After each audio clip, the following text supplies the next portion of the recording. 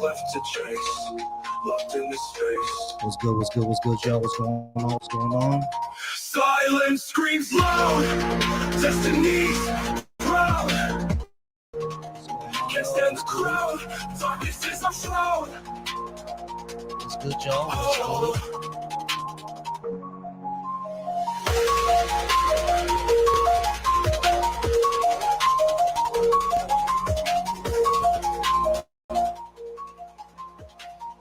Yeah, that theme music fire, ain't it? Theme music fire, ain't it? Yeah, I made this theme song like a while ago, man. I think I used Sun for that. Yeah, man. Y'all tap that screen, though. Y'all tap that screen. We'll try to get some folks in here. Right now, it's going to be one-on-one, ops only. What's going on? What's up? What's going on, y'all?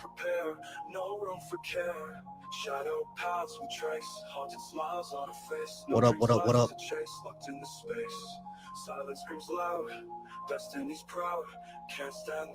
Let me make sure that the YouTube started.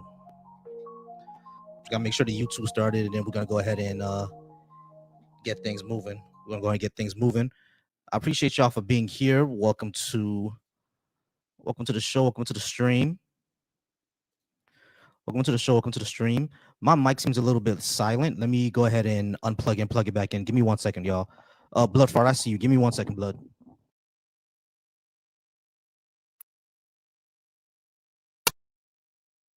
There we go. That's way better. All right. I got some guests. K is only one-on-one for now, okay? It's gonna be one-on-one for now, all right? I did have that theme song going. I know y'all heard that theme song. All right, we got Blood. He was up first, and then Orbital will be after Blood. Hey, how's it going? Blood, how's it going? Are you at least 18? And do you disagree with what I have on the board? No, I agree. Yeah, I'm 18. I'm 23. Leftist policies are the best for society. Clearly, I mean, you look at communist Russia, that's the best place that ever existed. Communist Cuba, both places that are complete leftists. Okay. Great places. So I can tell I wish I could raise my children there. I can tell you're being I'm sarcastic, but yeah, Cuba. Yeah, you are. Cuba and Russia had some of their own problems, right? I think one of the main problems is that it was too cumbersome. They had government in every single part of the. That's what leftism is. It's not. So they had the government. Just another facts, nigger. Okay, yeah, sure. All right, that's what I thought. All right, so Orbital, how's it going, Orbital? Are you at least 18? And did you disagree with what I have on the board? I'm 21 and it's going good. How are you doing? I'm all right. How's it going? That's good. And leftist policies are better for society. I wouldn't say all leftists, like, I don't agree with communism, right? Like, I see what communism is trying to achieve. I just feel as if like it doesn't reward a level of growth, right? Because my thing here is I want stability and I want growth in a society, right? Communism is, I believe, is like everything, everybody has the same wage. Is that correct? No, even in Cuba that wasn't correct. Even in Cuba that's not correct. So what is communism? If you can explain it to me. Communism is a stateless and moneyless society, which has never been achieved. So like, would you support, like, do you support communism? I think we should get to a point where, yeah, we don't have to. We live in a society where money is no longer a thing, and class is no longer a thing, and race is no longer a thing. We should strive to get to that point. But is it possible with scarcity? I'm not sure. You know what I mean? So I don't have a big beef with communism. Because if we understand what they're trying to get to, everybody would like to live in that type of society. Have you ever watched the TV show Star Trek? I've never watched Star Trek, but I understand where you're coming from. And like, if it's okay to respond to you, I think you were trying to, are you keep trying to go, like, explain your point? Yeah, I was just trying to say my point. But yeah, if you ever saw that TV show, you would see exactly what they're trying to get to. But as far as leftist policies, I would say they would be better for society in the meantime while we have capitalism, because everything wrong with a society today, or everything you can complain about, is not because of leftist policies, it's because of capitalism. So we should move more towards the left and implement some of those policies in order to improve our lives and our material conditions. So this is what I was thinking, right? Like, so me personally, I've traveled different countries, right? Like, so the reason why America, I believe, is extremely capitalistic is because we don't really develop pharmaceuticals over here. We have them exported from India. We don't, and India and also Afghanistan, right? The poppy seed, like the poppy plants, are over there for painkillers. So that's why our pharmaceuticals over here are extremely priced, right? And also, like, taxes on certain things extremely priced too, because we don't have infrastructure of like development. Like, we don't have pharmaceutical companies over here. We don't have that much agriculture over here. We're usually getting it from Mexico or down south, right? Like, I think that we should focus on developing our society and then giving people more jobs in our society while the money goes back into our society. I don't know exactly if that's extremely left. I don't think that's extremely right. But, like, do you understand where I'm coming from? I understand where you're coming from, but some of it is a bit misinformed. The biggest pharmaceutical companies on the planet are American. And the thing is, we get the raw materials from over there, right? Yeah, the poppy seeds and all that good stuff. Yeah, the raw materials come from across the border. Are you saying that because the thing is, like, those materials just don't grow here? You know what I mean? Or some of them grow. You can grow like poppy flowers here in America, but with everything with, you know, drug addiction, I'm pretty sure you understand why we wouldn't do that. You That's why Afghanistan has the highest drug addiction. I'm sorry, I don't know if I can say that on your live, but they have like the highest. They have the highest level of. They have the highest levels of addiction over there. But the companies itself, right? The exterior company itself may be American, but where they are getting their like the materials from, we get different overseas. Yeah, the product itself is from it's from overseas. Exactly. Called. I mean, exactly. The other thing that causes the big price India jumps. Specifically. Yeah, India. But one of the big reasons why we don't have things are overpriced is because, number one, we don't do price controls and we don't have a universal market. Every country that has a universal market, their pharmaceutical costs are much lower than ours. Yeah, I mean, so like we should move what over does that to mean? Like we should move over to universal healthcare, meaning that like basically the one who negotiates the price in other countries is the government, because their government takes care of all the medical bills. So they're the ones that's negotiating the prices. So I say that we should move over to that system, and we would probably get like much cheaper pharmaceuticals. 100%. And I think that we should also manufacture them in America, because then we can also give people more jobs here. Because like the thing over here is like, how old are you, if you don't mind me asking? I'm in my 30s. So you're in your 30s, right? So you're still pretty young. You're pretty young like me too, right? So like people like around our age, there's like people aren't able to afford homes, right? Like home ownership at a younger age has gone down. Marriage has gone down for people at a younger age, right? I just think that's because the living standards aren't really incentivized for young people. I feel as if they're just trying to make us work all day, every day, just so the old people can make more money. Yeah, I mean, like, yeah, sure. So, and the thing is, what's gonna happen is that in the future, if we have a demographic crisis, which is basically what's happening, they're not going to be able. There's going to be not enough young people to take care of us. You see what I'm saying? So, yeah, I agree with you, but like everything that you're talking about is literally due to the way that we run capitalism in this country. We need to move to another system. We need more unionization in our job, like workplace democracy. You already agree with universal health care. We need like parental leave, things like that. Yeah, I mean, I think those would be better 100%. For us to. Yeah, and I think universal child care as well is something that needs to happen. Yeah, I mean, because one of the big issues of not having children, why people don't want to have children, is because childcare is really, really expensive. You know what I mean? Bro, if we could pay trillions of dollars for war, billions of dollars for war, do you think we can't give that back into our community in America and helping out low income areas and actually develop? Because you have to understand, people like to make it about skin color. People like to make it about religion when it's truthfully about education. Like people we should make more education for low income areas so those areas can be more educated.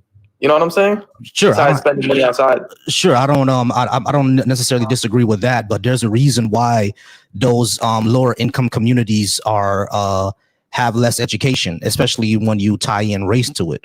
Like there's a reason why it's like that, right? But they deserve to have more education. And besides fighting people overseas, we should give money to the people, regardless of their race, who are low income American citizens who are born here. Because it's like, you know, those people. I agree with that. What I'm saying is that I'm just saying that race plays a role into why it's like that. That's what I'm saying. What do you mean by that? For example, like the projects, the hood, the poor black areas, that was made on purpose through like policies like redlining and stuff like that. It was done on purpose to keep black Americans poor. You see what I'm saying? Because like 100%. Yeah. Okay. So you already know. So there was a Black Wall Street, and they completely shut down their whole operation of the Black Wall Street when they were doing good. So yeah, no, they should be giving. Like that's what I'm saying too. Like I agree with you, right? Where it's like I feel as if we should bring those people up because what if they don't got education, then it's easier to be like, oh, well, they're listening to rap or they're doing this and these are that. And like, you know, there's a whole bunch of things, but it's like, it's just because these people aren't being helped. They're not in a structure where they are being helped and catered for. Bro, when like, I didn't know food was a lot until we had food stamps and then we filled up our fridge. So it's kind of like, we're so conditioned and to live in our environment that like, we think that this is like the best we can get when this is like, not even like bare minimum. Like we can do much better. Yeah, we can. All right, cool. Hey, looks like we basically agree on most of it. You mind if I go ahead and speak with Raw Diggity? Of course, bro. I'm gonna drop a follow on you. I support you, man. Appreciate the conversation. No problem. Appreciate you. Thanks so much. All right, guys. Go ahead and keep liking and live and keep sharing. Like live and keep sharing. We're gonna get to Rod next. All right. So if you're watching me on anything else, if you're watching me on any of the other platforms, on Facebook, on Twitch, or any of those, you can call in right here 786-530-5941. We're gonna go ahead and keep it moving. Drop some W's in the chat for the last guest. Excuse me. I always appreciate a good conversation. Drop some W's in the chat for that guest. All right. We're going to talk to Rod. My goodness. I'm so sorry. Rod Diggity. Is that how I say your name? Yeah, you can just say Rod is fine. Rodgety Dodgety is how. There we go. Rodgety. I completely messed that up. I do apologize. All right, Rodgety. Are you at least 18? And did you disagree with what I have on the board? Yeah, I guess I disagree with the idea of leftist policies are better for society. Okay. Like in a general statement, I'm not saying there aren't leftist policies that are better. It's not what I'm saying. In a general statement, I don't agree with. The general statement you don't agree with that they're better for society. All right, why not? Okay, so you were talking about universal health care. Yeah, so when I lived in Germany for a while, I'm not going to say there aren't pluses or cons to it, but I remember when my brother was having myocarditis, and we had private insurance, but actually the private insurance didn't work out because we was in Germany, so they could maybe not. That's a difficult story, but the doctors were helping him out. And I remember one of the German ladies that we knew, she would say, because she had the government or whatever insurance, like whatever they have over there, and she would go, "They'd never do that for me. They would never do that for me." So I mean. So there might be, everybody's got it, but you understand there's only a certain amount of resources to go around. And when the government gets hold of those resources, statistically it wastes half of the money. You understand what I'm saying? So you might have more people have it, but half of the money for the healthcare that's going in statistically is going to get wasted on just fraud and mismanagement and over bureaucracy. So I don't necessarily agree with that. Doesn't that already happen? I'm sure it can happen both ways, but I'm saying statistically the government wastes more. It costs twice as much for the government to get something done as it does the private sector statistically. In a general sense, I'm not saying they never come out better or worse, but in a general sense. Let me ask you a question. Like, for example, I forgot what those companies are called, but essentially, I'm not sure if you ever dealt with that, but do you know that a lot of these times, a lot of these bureaucracies that exist within government systems is not actually the government agency running it. It's actually a private agency that's contracted out by the government to run it. A lot of times, matter of fact, most times, even when it comes to social services, you're actually not talking to a government agent. You're talking to a private company that's running the program, essentially, that the government just contracted out to them. You see what I'm saying? So the point of what I'm trying to bring out is that when it comes to healthcare in America, a lot of the issues with the bureaucracy and the middlemen and the paperwork is because of the middle. Well, actually, that's what I meant. It's because of the middlemen and the paperwork. It's the private industry that's doing all that, not really the government agencies. Like everything that you're talking about, the over bureaucracy and all that, and the fraud and the abuse and the wasteful spending. That's already happens in our system already, and we're a private system. You see what I'm saying? All that can be streamlined and taken away if we have more of a government system. We get rid of the middleman. Well, I see what you're saying, but I understand that statistically the government wastes more on a product. I understand they have to hire out, like when they build let's say they build a train rail or they build a highway, right? Mm-hmm. They normally are going to use private sector to get a lot of the things done, but they're still the one managing at the top. And when the private sector takes a project that they spend half as much, actually adding the government on top of it, yes, I understand the private sector involved in those. They still mismanage the money, like grossly. Does that already happen? Well, it happens, but I'm just talking about in a general sense, the government just wastes a lot of money. I'm sure it gives another avenue. Now, I'm not saying things don't need to be changed, but I've been thinking to myself, people say, oh, straight capitalism. Oh, they go, oh, the leftist policies. But there's got to be a middle ground somewhere here where, let me just try and think of something, like a good example, if I could, real quick. Okay, when it comes to, they say, oh, poor people don't have enough money. They say, oh, the rich people have too much money. But instead of legislating more taxes for the rich, I think it would be better to keep the legislation updated for the what do you call it, labor laws and what's that called, the wage system. So instead of companies have to pay or rich people have to pay out of the wazoo, how about we just make sure that originally individual people get the money to begin with, so we don't have to, because once you so minimum wage. It adds too much to it. Or a living wage, yeah. No, that's a leftist policy. Living wage. We should increase the living wage. I completely agree. Living wage should be tied to a production and inflation and the cost of living of your area. Like $17 an hour in Florida is not going to get you anywhere, but $17 an hour somewhere out in Podunk, Indiana, yeah, sure, it could be great. You see what I'm saying? So it should be tied to the cost of living in your area, inflation, and social production. I completely agree with that. That's a leftist policy. But when it comes to the government and wasteful spending, I think what a lot of people tend to think is that the government is supposed to make a profit or save money. The government is not run for profit. You see what I'm saying? So that's a private thing. So that's why you can't really run the country as a business, because there are two different modes of running an organization. But one of the big issues that I have, though, is that we do have countries that are way larger than us and still spend half as much and get the same things done. Like, for example, I know a lot of people don't like this example, but China has a whole bunch of high-speed rail throughout the entire country, right? And for the past 10, 15 years, they've been doing that. And they haven't spent as much as we have on California's high-speed rail that never got done.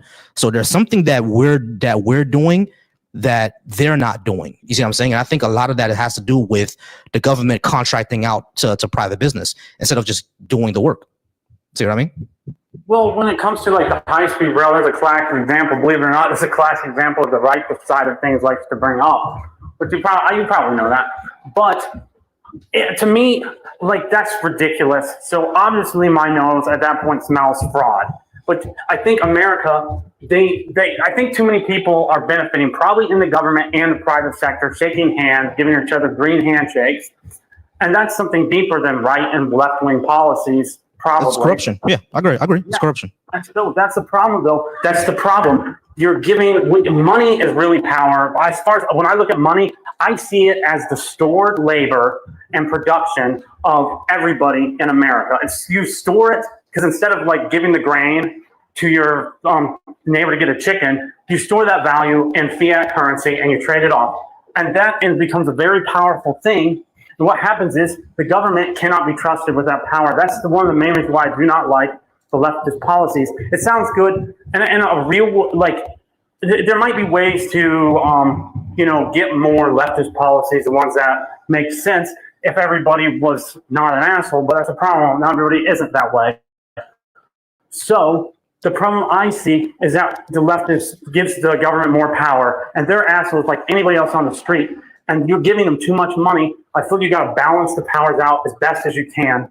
I just don't. I mean, and the thing is, when the issue that I have with that, right, is that at least in the United States, the corporations have way more power than the government in the United States, because all the bills that get passed, if corporations don't like it, 9 out of 10 times it's not going to pass. You see what I'm saying? So it's like they're the ones that are really the ones that's controlling the government. We don't really have a government that works for us. We have a government that works for the oligarchs. You see what I'm saying? So when people say that, I get it, like in our certain society, the government working for the oligarchs, you don't want to give them more power.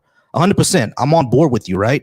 Doesn't that mean that we should be focusing on getting rid of the oligarchs instead of hating the government so much? The hate the government guts is righteous. I understand that, because they need to be there. They pussy out here. So like, for lack of a better word, they some punks. So we need to make sure that we have a government that works for us. I 100% agree with that, right?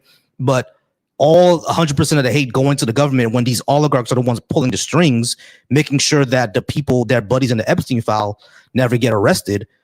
We should be looking at them, right? The Bezos and the Elons and the Bill Gates of the world. Like, they're the ones that's controlling all the puppets to all this. Why not go after them? Here's the problem with that logic. Okay, so if I can make it an analogy, the government technically is like the parent.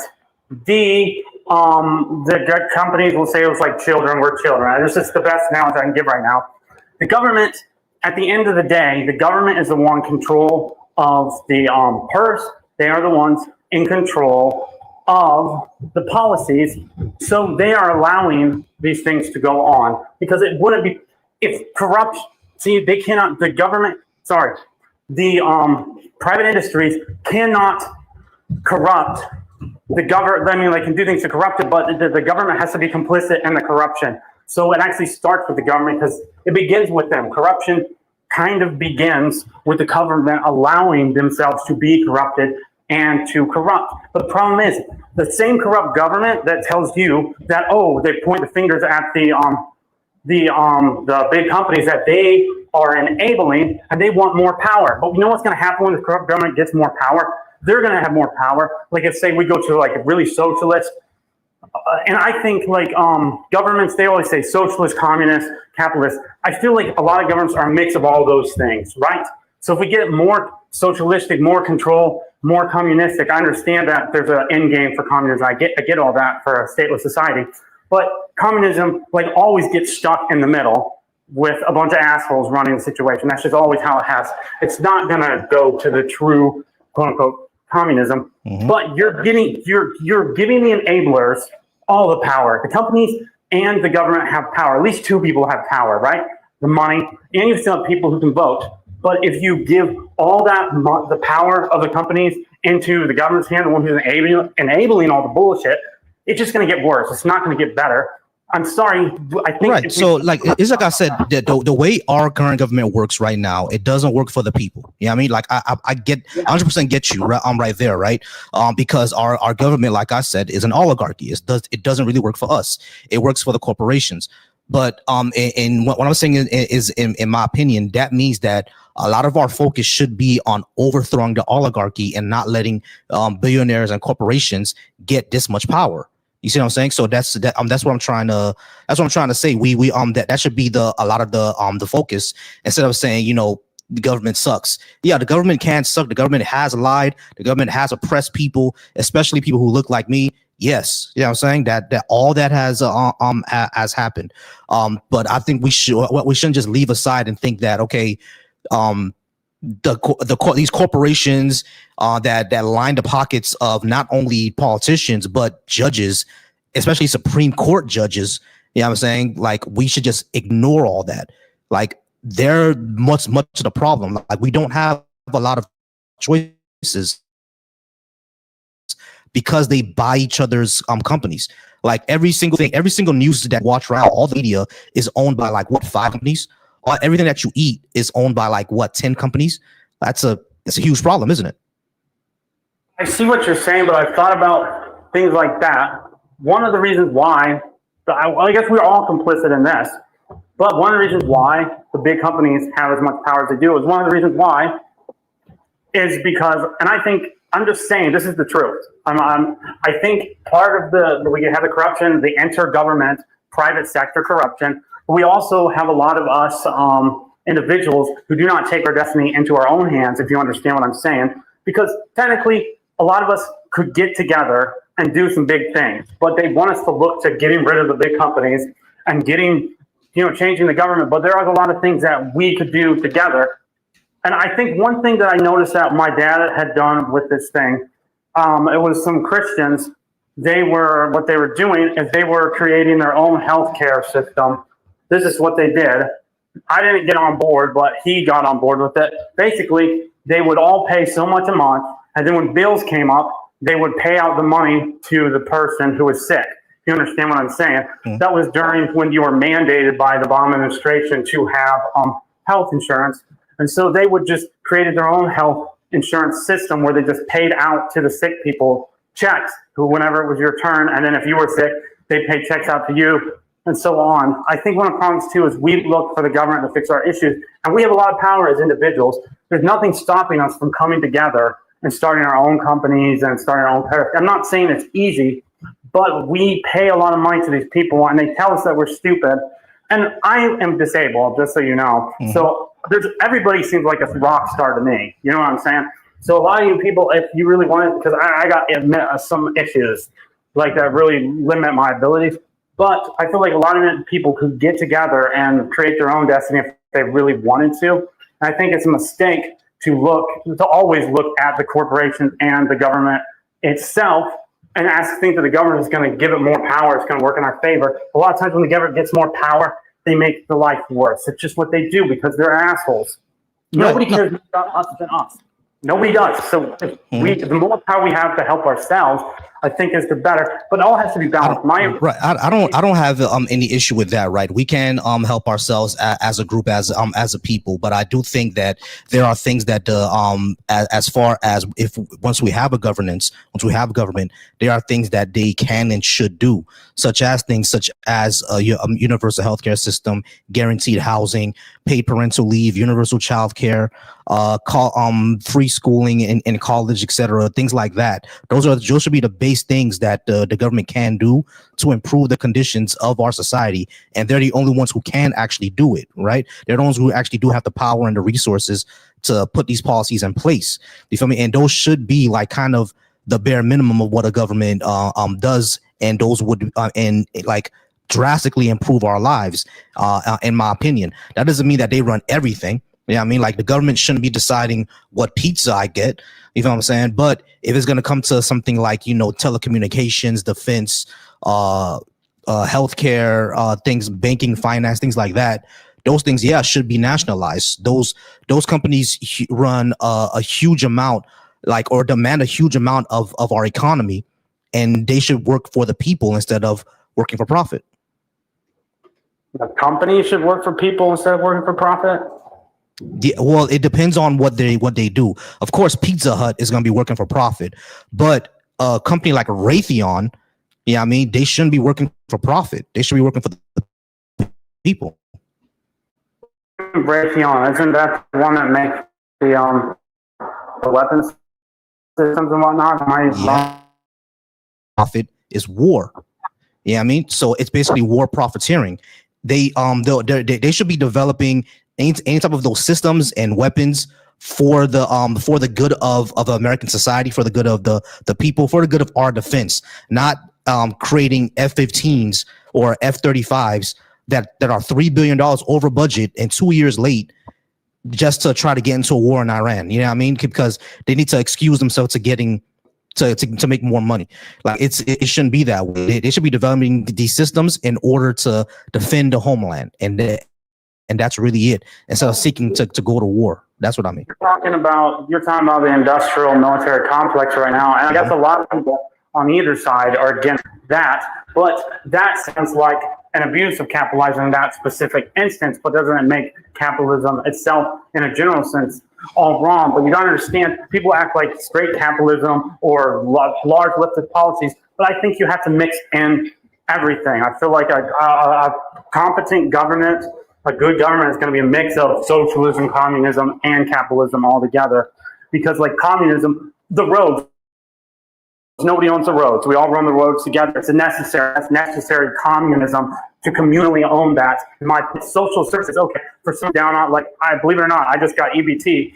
I'm disabled, so it's very difficult to work and stuff. I have difficulties. So I got EBT, but I'm like in the bottom of the barrel. I ain't going nowhere. I ain't shit. You know what I'm saying? But it's kind of nice to have that. But when I'm out of that, when I was out of that, I didn't want it. You understand? So that's social to catch someone at the bottom. Yes, but if you give the government the control to help everybody in every situation, it's like they're the parent of everybody. I have to ask the government pretty please for everything. And it's just, you want to stay out of that because it gets really annoying. The thing is, I don't think that's what we want to achieve, though. That's not what leftists or socialists are saying. We're not saying that the government is going to handle every single thing that, like, the government is not going to handle my flat tire, right? I'm still going to change that. But what's the handle is that if I get into a car accident and I break my leg, then the ambulance ride is not going to cost me $900. It's going to be a free with no bill. But does that mean that, you know, once I'm home, you know, I'm healing my leg, that the batteries on my remote goes out and the government's going to give me my batteries? No, that's not, like, no one is saying to do that, right? Like we're talking one, just like how things like, you know, like you said, the roads and all that, those affect things that everybody needs. So the bare minimum that the government should do is take care of that. You see what I'm saying?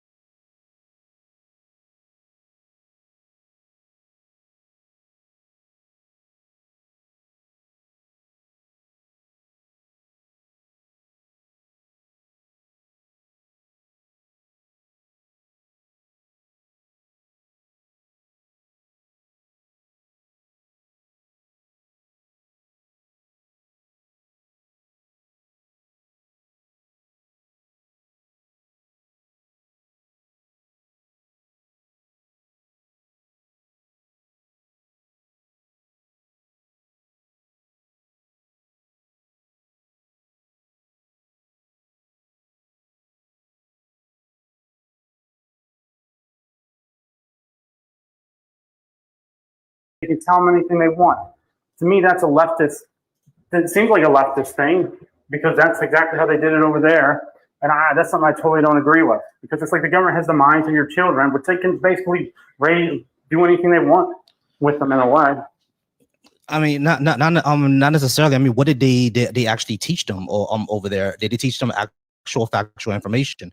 I don't have a big issue with homeschooling, right?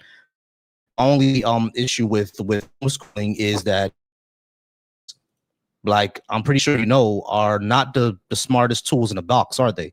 You know what I mean? Like, I don't want kids, or I don't want someone being like 23 years old and not being able to read a stop sign, or thinking that dinosaurs and humans walked at the same time. That'll be kind of crazy of a society to live in, and there has to be standards. You see what I'm saying? Like, I don't think is the issue is that we want people to control your brain, or what folks want is factual information and a standard of education, and I don't think that's a bad thing, right?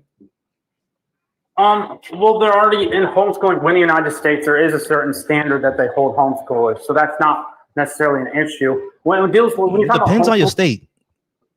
It depends on when you talk about homeschoolers that I've known. Like one of the homeschoolers like their family was like exceptional people. You know what I'm saying? Make good money. My brother, he was homeschooled. He's making like $200,000 a year doing whatever it is he's doing, his own company. Yeah. So I want to clarify. I'm not saying that every single homeschool person is going to be like a dingus, right? That's of course not. There are plenty of homeschool people that are very, very intelligent and do very, very well in life. Not denying that at all. I'm talking about, like, it really depends. It high dependence on your state, on the standards of your homeschooling. If you live in a state that has certain standards, then yeah, you're gonna get homeschool well. But if you live in a state like mine, you can teach your child whatever the hell you want, and that's that. It gets kind of. I mean, it doesn't work out well. You know, because I've seen homeschool kids in my state. Yeah, it doesn't work out. It doesn't work out very well. What state do you live in? I live in Florida. Florida. Yeah. What's crazy is crazy up here to begin with. Bro. Yeah, the public education system in Florida is actually not bad. You know what I'm saying? That's the thing. The public education system is not bad. It's just that when they take them out the schools, or at least right now, our governor is trying to do things with the education system, like not letting kids know that slavery existed, which is kind of crazy. You know what I'm saying? So it's one of those things. But like, look, I do get the concern. You don't want the government gaining too much power. What I think leftists and socialists want is a government that actually works for the people, and an economy that works for the people, not for them to do everything for you. You see what I'm saying? Or control all your information. That's not what anybody wants, because of course power corrupts. See what I mean? Hey, do me a favor though. I do want to get to my caller that's on the phone, but go ahead and drop me a follow if you want to come back and talk about this again. I'm on live this entire weekend. All right. Well, I appreciate a chill conversation, brother. Thank you. Not a problem. I appreciate you. Bye. All right, guys. Thank y'all so much. Hey, over on the YouTube, I apologize that the video went out. But I got it back up. That's what I was doing when I left the screen. For those on TikTok, I was fixing the video over on YouTube. I appreciate y'all for being here. Thank y'all so much. I'm gonna get to my caller now. 517. How's it going, 517? I do apologize for putting you on hold for a long time. Can I get your name, please, and age? Milad. My name is Milad. Age is 24. Milad. All right, Milad. How's it going? Are you at least 8? Oh, you say you're 24. Do you disagree with my statement that leftist policies are better for society? Yes. All right, great. Why do you think so? And which policies do you think I'm talking about? So I believe when you say left at this moment, most people refer to the progressive Democrats as the left, right? Yeah, progressive Democrats are to the left of the Republicans. I'll give them that. I'm probably more to the left of progressive Democrats, especially. Okay. I'm to the left of centrist. Actually, I'm to the left of centrist. But so to the left of Mamdani and Sanders. I'm probably Mamdani. I'm probably around where Mamdani is. Yeah. Okay. Great. So I have an issue with the idea of diversity, the way that they presented. Don't get me wrong, I'm an immigrant myself. I don't know if you noticed my accent or not.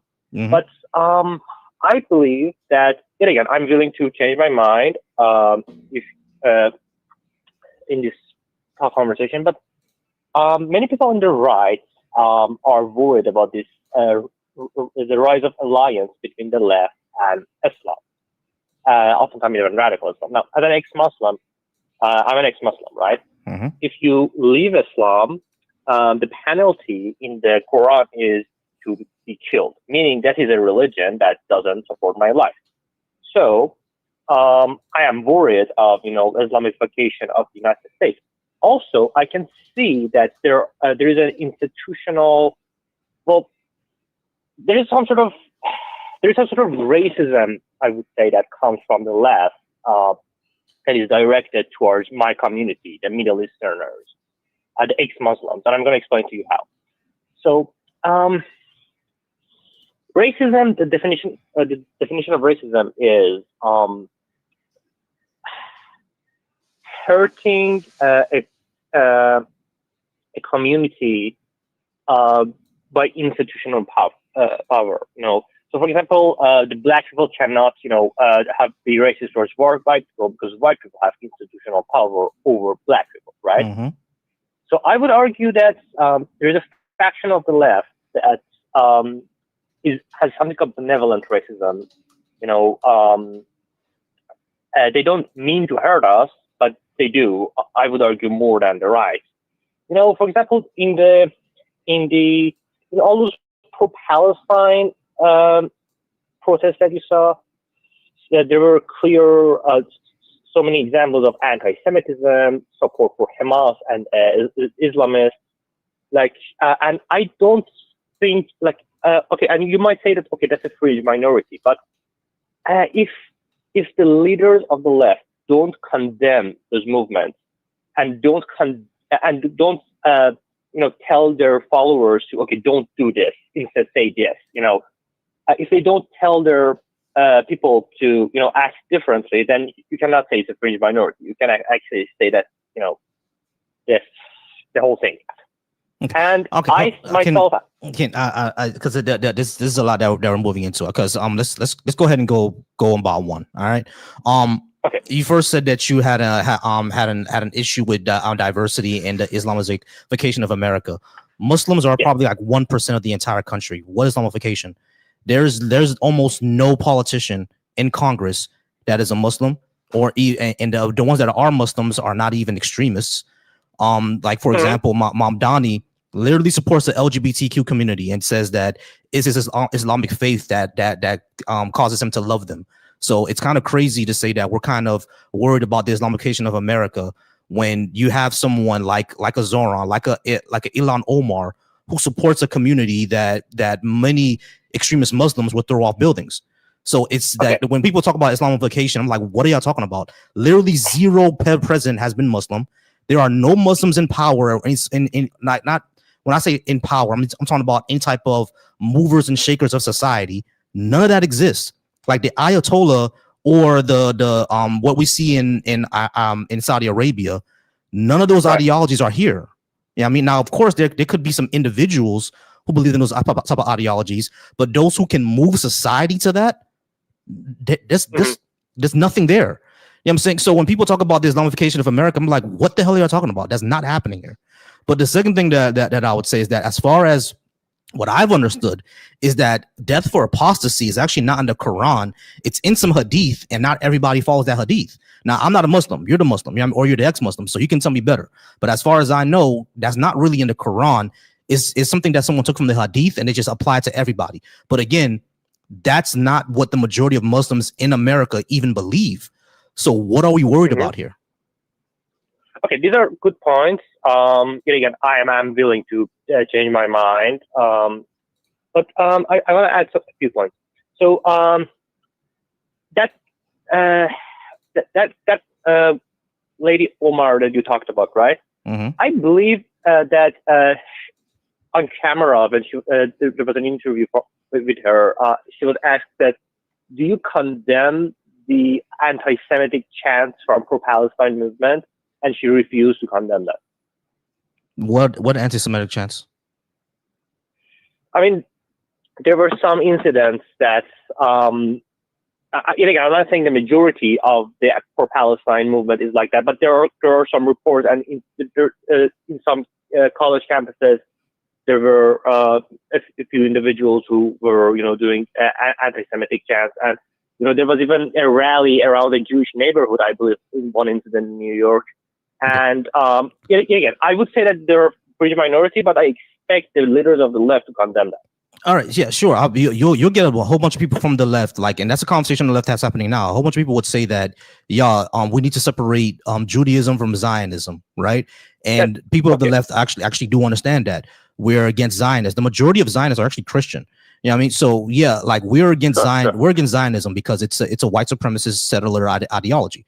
So yeah, like Zionism is one thing, but if people are gonna say, from the river to the sea is now anti-Semitic, that's stupid. You know what I'm saying? Because that's an anti-Zionist chant. It's not talking about getting rid of Jews and throwing them into the gas chamber. No one is saying that. But those in Israel right now that are committing genocide on the Palestinian people, throw their ass in jail. Right. Okay.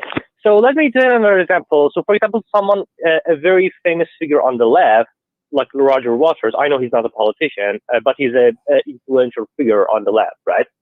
So I'm an Iranian. I remember when a few months ago there was, the protest in Iran and IRGC was killing protesters. He came and in an interview kind of infamously minimized that and be like, yeah, no, they're all killing, the people who had weapons. No, I don't support regime change and stuff like that. And I know that no one really supports the radical Islams and the IRGC, but I just believe that some people might minimize the horrors of it, maybe express sympathy, and that's just something that hurts me. And I just feel like sometimes in the left-wing media, when they talk about why there is radical Islam, they just focus so much on the Western imperialism that they kind of minimize the agency that our people have. For example, part of the reason, again, I know that. Part of the reason that the Ayatollah and the IRGC are in power in Iran, yes, partially is because of you guys, doing the coup in our country in 1953. But also it's our fault as well.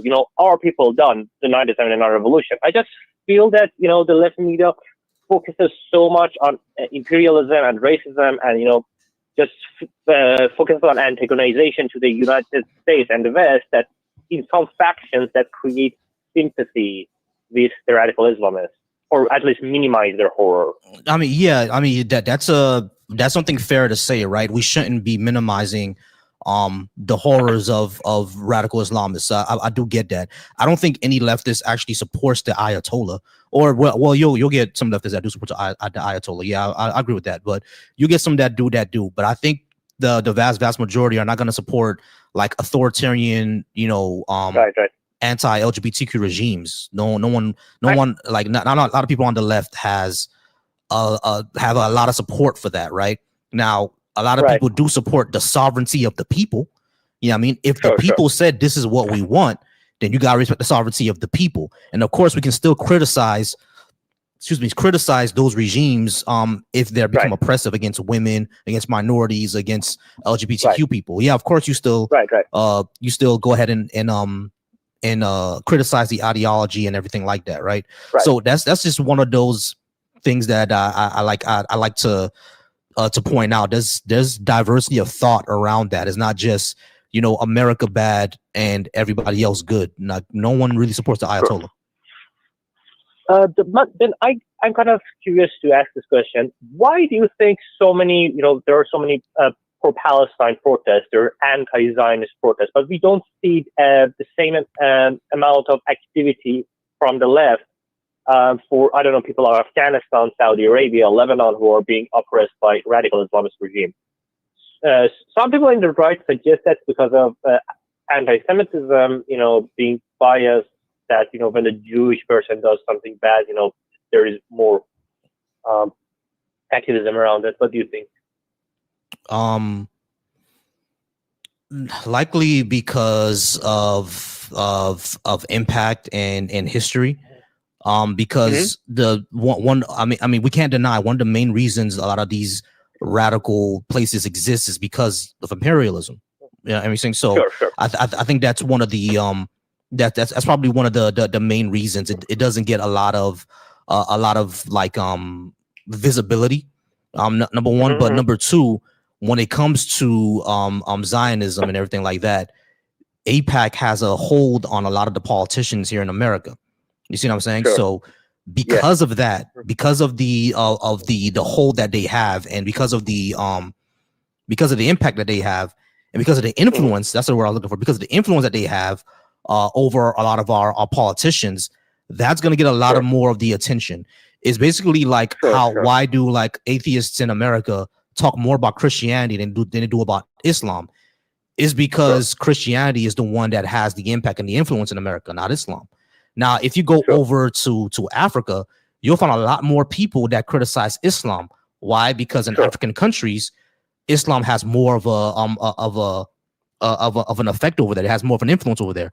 So, like, I follow a lot of like African atheists here on TikTok. You'll find a lot of them talking about Islam a lot because where they live, Islam has the power, and over here, Christianity has the power.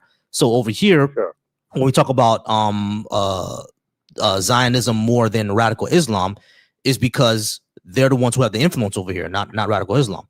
But yeah, if you were to ask any normal lefty, like, hey, the oppression that Saudi Arabia and the death sentence for being LGBTQ over there, they're gonna be like, yeah, that's messed up. But we shouldn't be supporting that. Sure.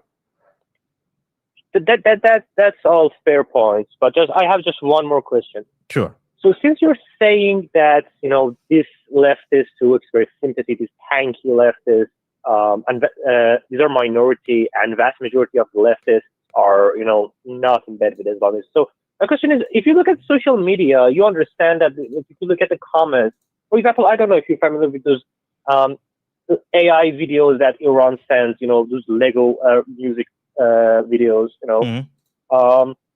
if you look at the comments, you see the most comments are by Americans who express sympathy to Iran, and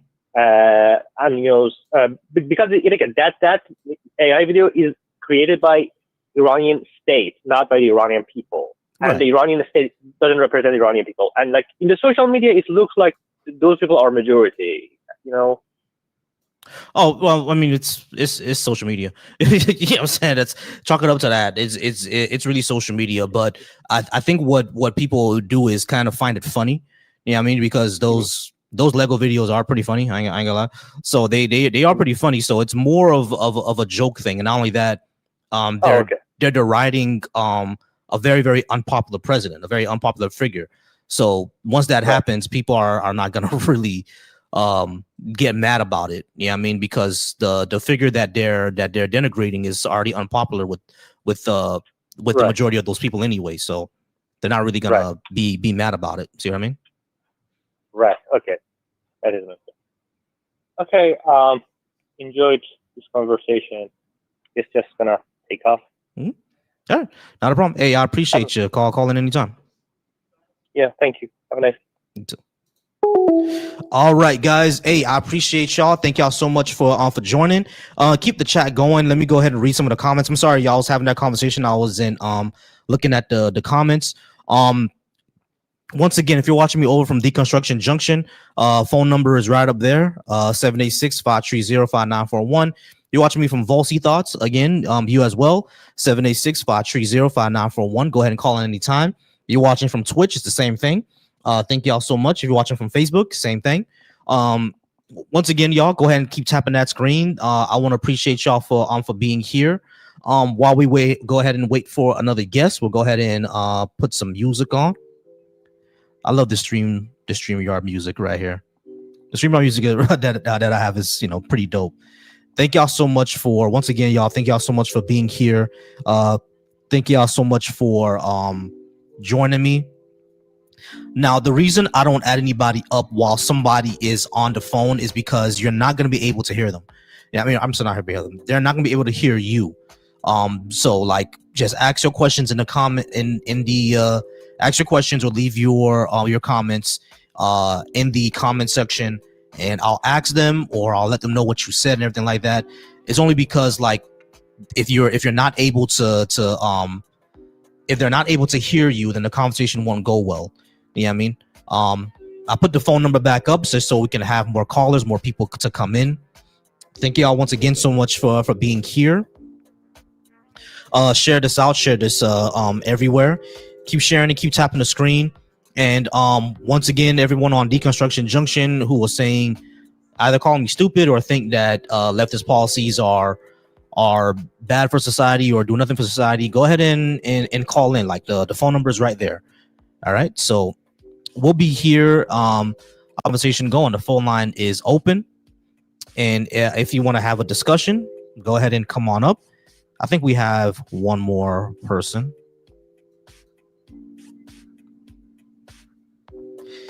Give me 1 second. I think we got somebody coming up. All right, we got 231.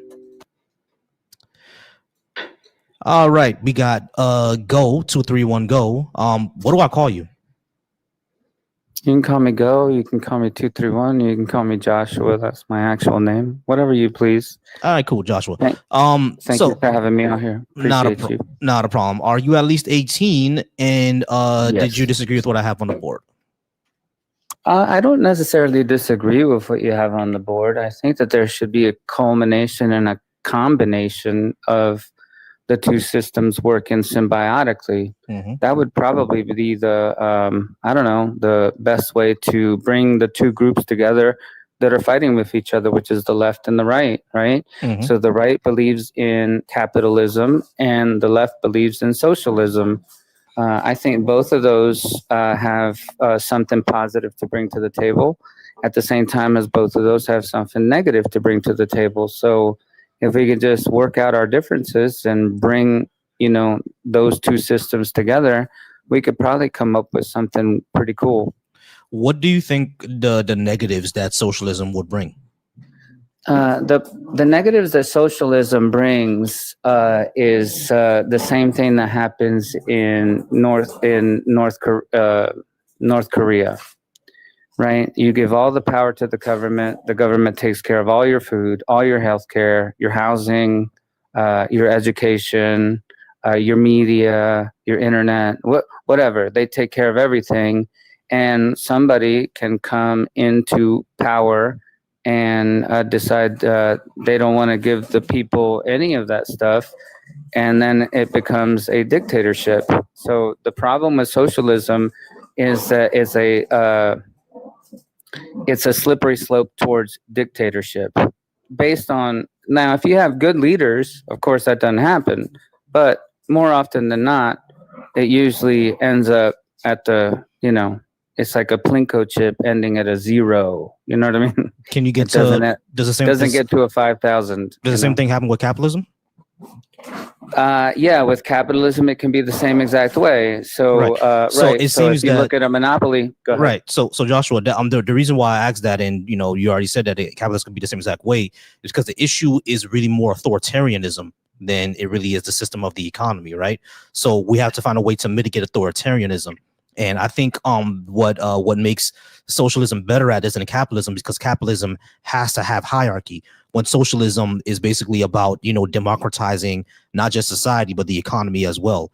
But under capitalism, if things are hierarchical, it's much easier to install dictatorship. A lot of people don't realize that 1930s Germany was a capitalist economy. It wasn't a socialist one or a communist one. It was authoritarian, but the economy was still capitalist. You see what I'm saying? Same thing with Chile. Right. I think Chile back in the 1960s or 70s, someone will correct me on that in the comments, but Chile, I think under his name was Allende, was a dictatorship as well. And guess who installed them? That was America. You see what I'm saying? So it can be capitalist and still be. Look, I'm not saying that any system is perfect. It's basically like the same analogy as saying, okay, which would you rather have? Somebody, eat you, a tiger or a lion? Like it's like, which would you rather have eat you, a great white shark or a bear? Like none, actually, is the answer that most people would say. Mm-hmm. Just give us freedom to make our free choice, which is what capitalism provides. And if we're in an unfortunate situation where we can't take care of ourselves, like the elderly or the wounded or veterans and the impoverished, right? And that's where socialism comes in. Let the government come in and help them. But gotcha. Let me ask you a question. Let me ask you a question. Sure. What makes you think under socialism you won't have any choices?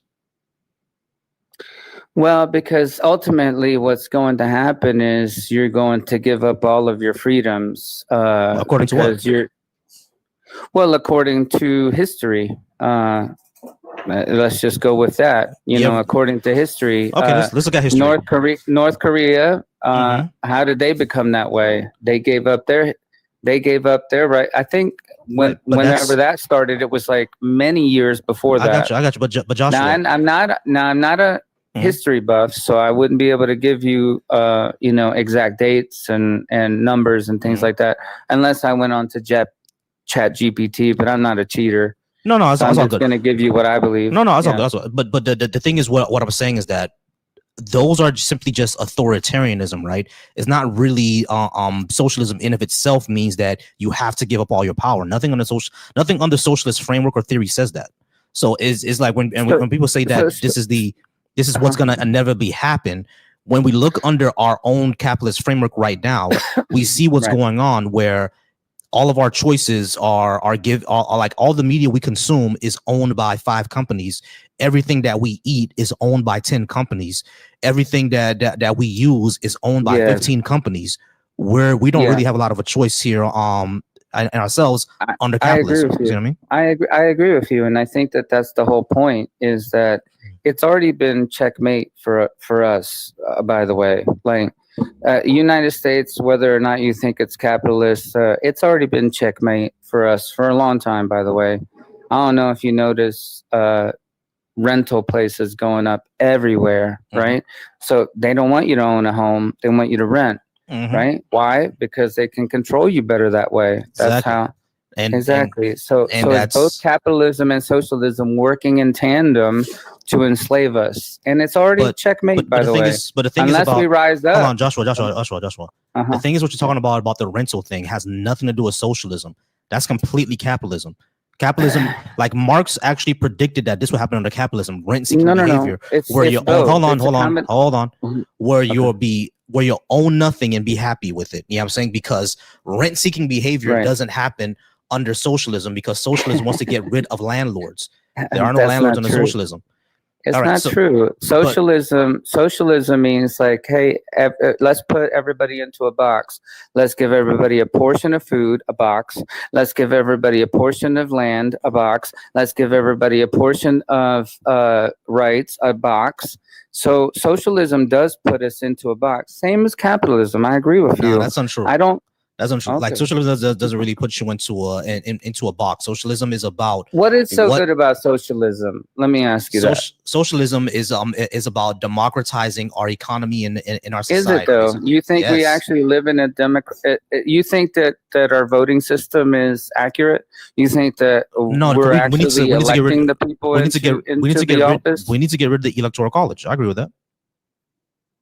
Okay, no problem. You think that will solve everything, and then all of a sudden, it won't solve everything. Socialist. It won't solve everything. Okay. I think what needs to happen is that we need to nationalize a lot of the you don't think commanding heights of our economy. Well, let me ask you a question. If you are a upstanding, let's just say you're an upstanding citizen, right? Like you're a good person, right? Whatever that means. And you're disabled, right? And you need, let's just say, food stamps, healthcare, and that's provided by the government, right?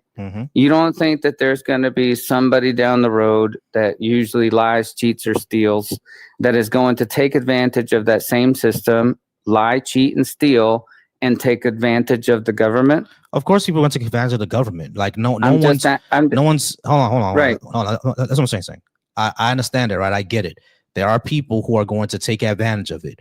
But if you look at research into this, you'll find out that social services do not have as much fraud as people think it does. Like fraud is probably like 5 to 10%. How much is as much? Hold on. How much is as much? I was just saying fraud is like 5 to 10%. It's not as 5 to 10%. You don't think that's Okay, so No, it's let's an just go with issue. the It should higher. be zero. It should be zero. But even at the most, Zero. even at the most, 10%. Yeah, sure. If out of 10 people, But where did you come up with that number? How do you know? How do you know Joshua, that? How do you know that it's 10? Joshua? I'm just gonna explain what I'm coming from. If out of 10 children, one of them is if we have an account, right? If we have an account and it says there are 10 children receiving food stamps in order for food, 9 of them are legit, but one of them is fraud. You're making that number up. Where do you come up with the number? I'm just giving you a hypothetical, my guy. You're right. Hold on, listen to my example. Jesus Christ. All right. So let's say that out of 10 accounts, 9 of them are legit, but one of them is not.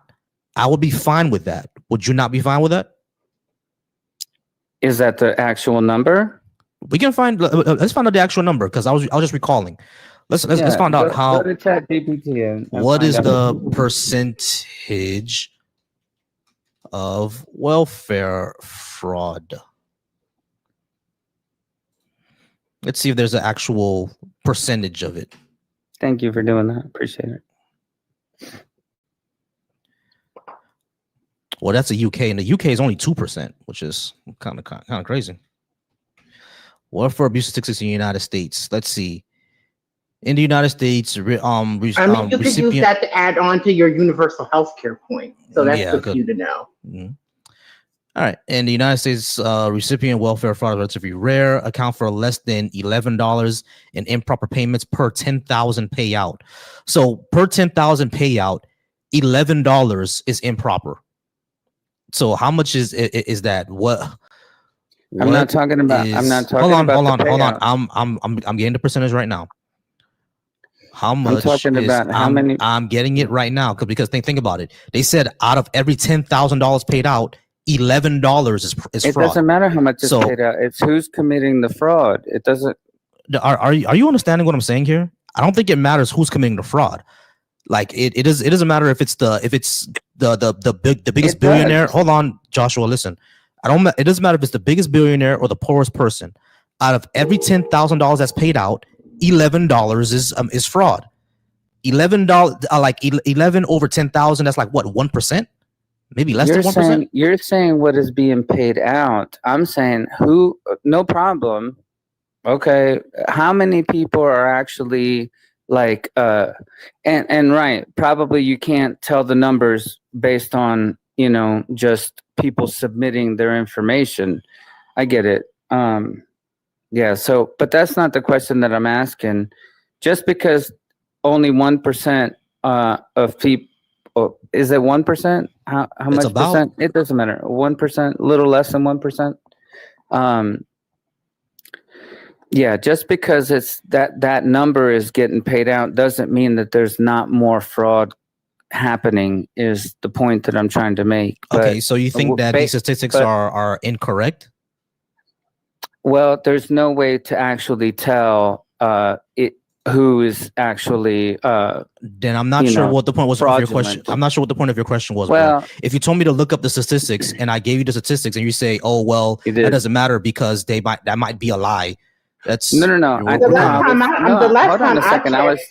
Hold on. Last time I checked, fraud is fraud.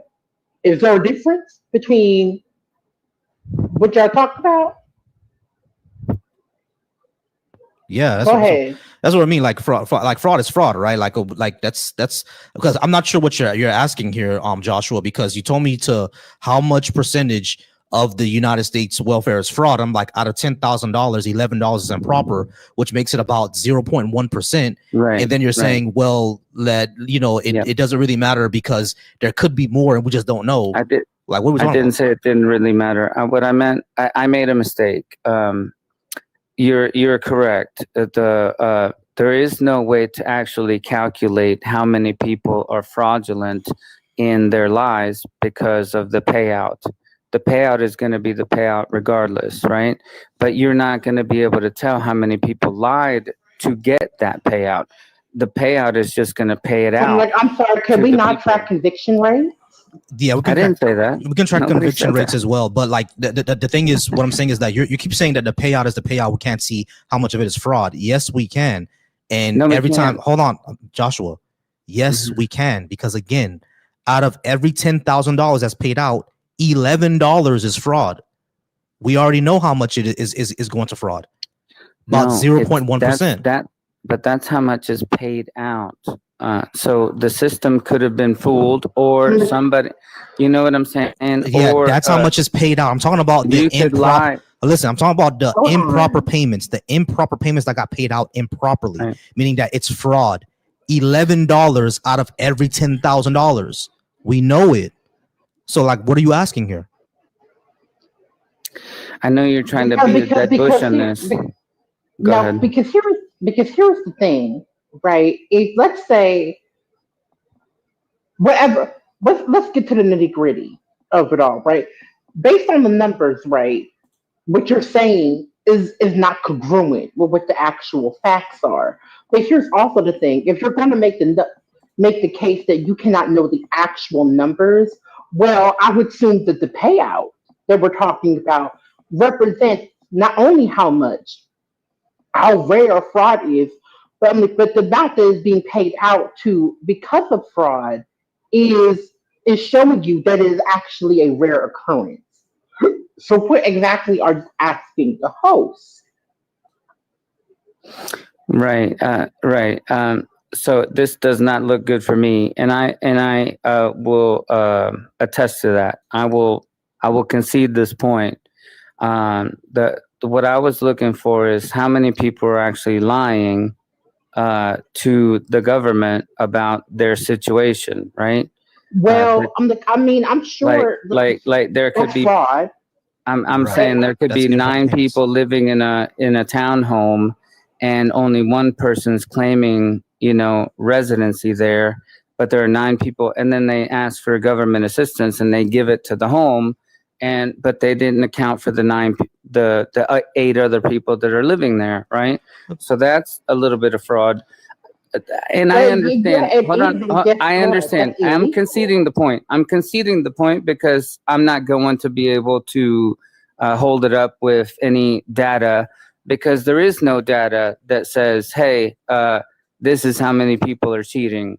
There's only that small percentage that host is saying that are cheating, which okay. But here's the thing, even with that though, because that is a crime, right? What you just described as a crime, fraud, and it is illegal to try to embezzle or fool the government and to not give accurate government data. Like, for example, anytime I have to call the Social Security Administration, for whatever reason, they will tell you that under the perjury of law, right, if I don't give the most accurate information to my knowledge, that I could be persecuted for that. So the reality is this: the fact of the matter is, we can track people who are committing crimes because we can track convictions, not just conviction rate. We can track the amount of people who have been convicted of said crime. Yeah, I'm not okay. So I think we're running away from not running away, but swaying away from the topic that we were originally talking about, which is socialism versus capitalism.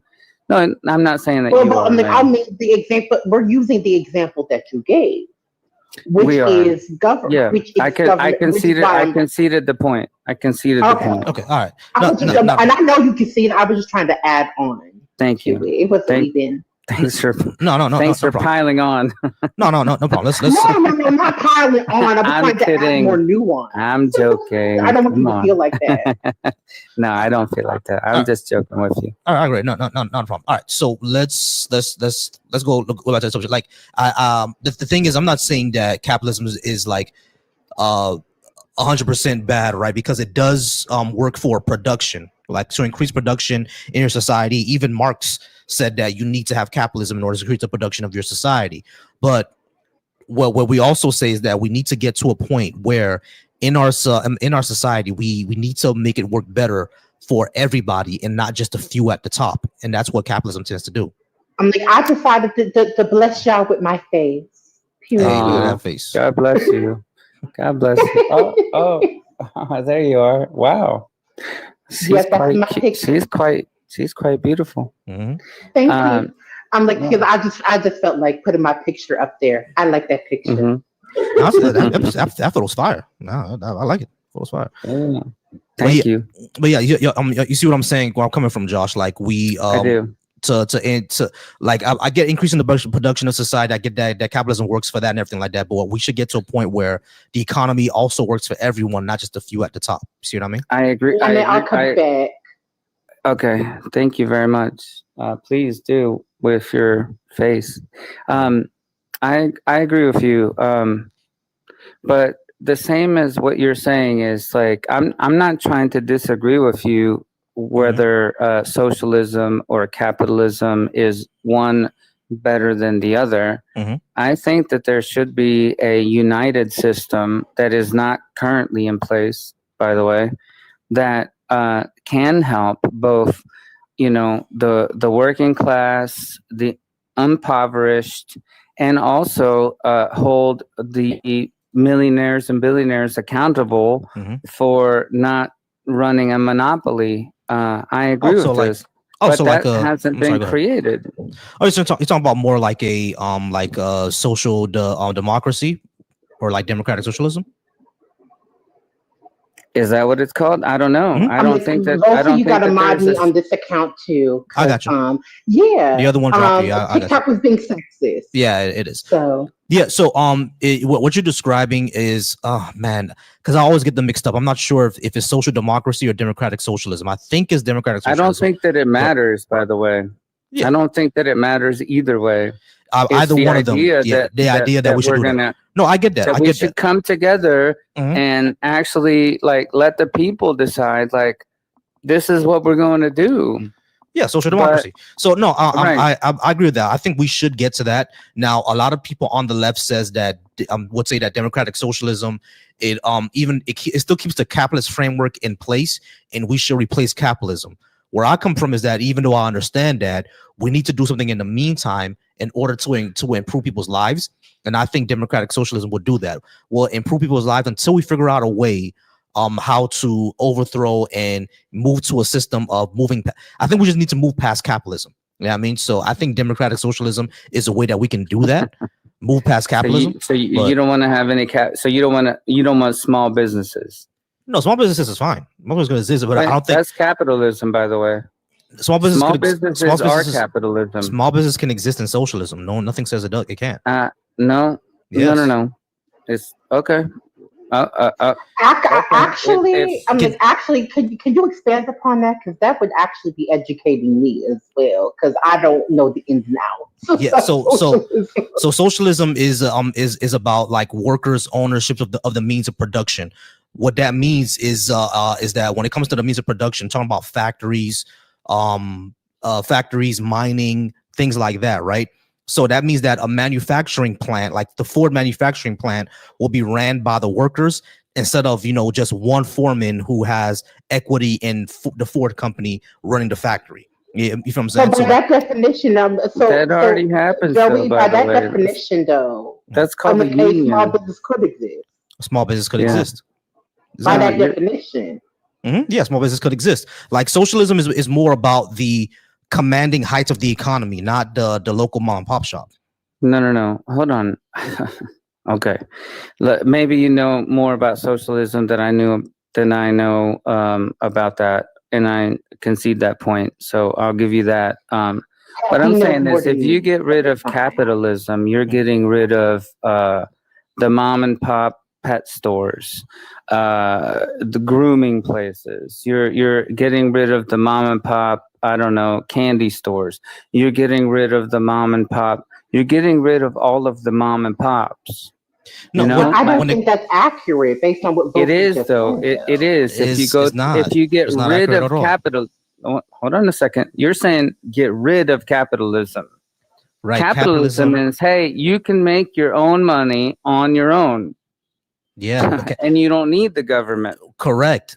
You can still pay government taxes to the government. You can still do that under socialism. Nothing in socialism says you can't own a private enterprise. Nothing social. Even in the USSR, people had businesses in the USSR. That still exists in the USSR. And the USSR is basically the biggest or the most famous version of what people will call socialism. And even though they didn't achieve it, in my opinion, but you can still have small businesses. The mom and pop shop will still exist. What socialism is about is not getting rid of the mom and pop stores on the corner. It's about getting rid of Walmart. That's what socialism is about. It's not saying that the mom and pop stores can't exist.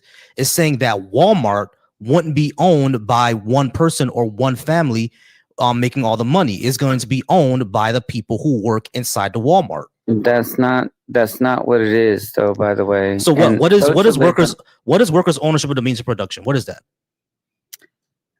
Say it slower. The workers ownership of the means of production. If I were to put that in Google, what would it come up with? Workers ownership for the means of production. Workers ownership of the means of production. If I were to hold on, listen. Hold on. Mm-hmm. If I were to type that into Google, what would come up? I don't know, but why socialism? Socialism would come up. That's what socialism is. All right. So it's not about getting rid of mom and pop shops. It's about the commanding heights of the economy and the huge corporations being put into the hands of the people who actually work them. I'm not trying to argue with you, though, by the way. I hope that you understand this. I was trying to come together with you. I get that, but you kept on saying what I said was wrong. You keep poking me and saying, like socialism is the only way, capitalism needs to go. That's what you're saying. We have to move past the system of capitalism. Hold on a second. Give me one phrase. Go ahead. I said capitalism and socialism need to figure out what they're doing and come together. And then I think that you might have a viable system. But you didn't even look at that. You said, no, capitalism bad, socialism good, and socialism is the only way that I want to go. Josh, you're wrong. I literally said democratic socialism is what you're describing, a blending of the two systems. What I said is that at a certain point, you're not talking about that. You're talking about getting rid of capitalism. All right. So you're actually going to listen to what I said instead of trying to listen to what you think I said. You said that we need to blend these two systems. I said what you're describing is democratic socialism. And what I said on the left, generally, we still want to move past that and get to a system where capitalism doesn't exist anymore. That's what I said. But what you're describing is democratic socialism. And they improve the lives of people massively, like the Scandinavian countries. The Scandinavian countries, even though they describe themselves as capitalists, they have a huge welfare state. They have the policies that I advocate for. Yeah, I mean, and they still protect the worker. That's what democratic socialism really is, or social democracy. Actually, that's what social democracy is. Yeah, that could work for a while, right? But at a certain point, it still keeps the system of exploitation in place, which is how leftists describe capitalism to be. So we need to have a system that also moves past that. That's what I said. I don't mind having social democracy right now. I want to push for that in order for us to have a better lives for ourselves. I also want for capitalism to disappear because it still takes advantage of the global South. Does that make sense now? It doesn't make sense, but okay. So I'm going to explain it again since it doesn't make sense to you. Social democracy keeps the capitalism system in place, but has a welfare state that pushes all the policies I'm talking about: universal health care, child care, subsidized child care, free college, high standard of living, et cetera, et cetera. That's what social democracy is. But it keeps the capitalism in place and uses the profits of capitalism in order to fund these things. The problem is with that system is that it still takes advantage of the global South. It still exploits the resources of places like Africa and South America. It still does that. So we need to move past we need to move to a system where that doesn't happen anymore, which is what we think socialism would be. We need to move past that system. But democratic social, when you say the blending of those systems, that's what social democracy is. But you're saying that eventually it's going to pitter patter out and it's not going to work anymore, right? Yeah, so we still move past it. It's just a Band-Aid on a sinking ship, right? basically. So why would we even do that? Why should we even consider that? Because it's going to improve the lives of the people who live here. That's why we should consider doing it. Universal health care and subsidized child care would improve our lives. The best thing, the best thing that you could do for your life right now is to open it up to everybody else. I will step down, open it up to anybody else, open it up to everybody, and let. All right, guys. He told me to go ahead and open up the panel to anybody else. So cool. We're gonna go ahead and open up to anybody else. I've been here for about an hour and a half. I do appreciate y'all for being here. Unfortunately, TikTok is being sexist for some reason and decided to give Kay a violation, and I don't know why. It was a nice. I'm like I know exactly why. Anytime there's anything showing below my neck, that is exactly what I go through. Anything below my neck. It could be my fucking collarbone. Mm-hmm. And I'm gonna like do it. And it's always when anything showing below my neck. And there wasn't even that much cleavage. You couldn't even see that much. Couldn't even see nothing. And they already gave you a violation. I've been going through this for the past couple, and it always is. It's always been anything showing below my neck. Give me one second. It could really be my fucking collarbone. Cato. All right, Cato, how's it going? You're on live with me now. Are you at least 18? And did you disagree with what I had on the board? Yes, I'm 21. I want to pick up what the last caller said about what you said about the democratic socialism. That you said that the Scandinavian countries they describe themselves as capitalists, right? Like the workers don't own the means of. Yeah, they don't. Do the workers own the means of production in Sweden? It depends on which company. It depends on which company you're talking about. Then but they don't own all the means of production. No, that's why they're more of a social democracy than socialism. Because I know, like in the U.S., you can have a worker co-op over here, right? Like, I mean, if you're a business owner and you want your businesses to be owned by the workers, you can do that. You can do that.